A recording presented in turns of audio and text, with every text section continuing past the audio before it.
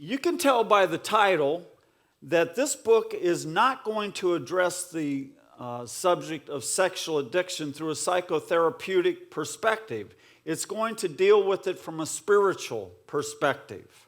In other words, the title isn't How to Overcome Sexual Addiction. There's not going to be any faddish gimmicks in this book. I'm not going to tell you about putting a rubber band on your arm and snapping it when you see a pretty girl or bouncing your eyes or something.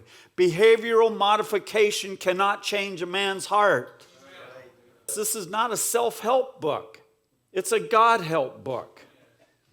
You know, when you think about the inference of self-help, it means that you don't need God, that you are going to be your own surgeon. You know, God has the power to set us free. He absolutely does.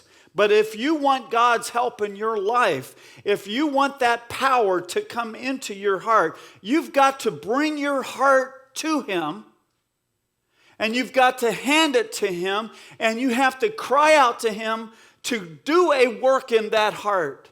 You've got to come to the Lord and say, Lord, something foul has taken root in my heart, and I am pleading with you to get in there and root that thing out of there. And not just your heart, but your whole life as well. You've got to take your life to the Lord and say, Lord, I have made a mess out of my life. I am surrendering it to you, and I am asking you to change it and make something good out of it.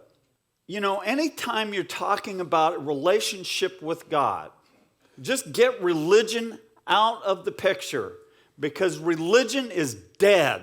It has always been dead. It is all about relationship. That is the only way you enter the kingdom of heaven.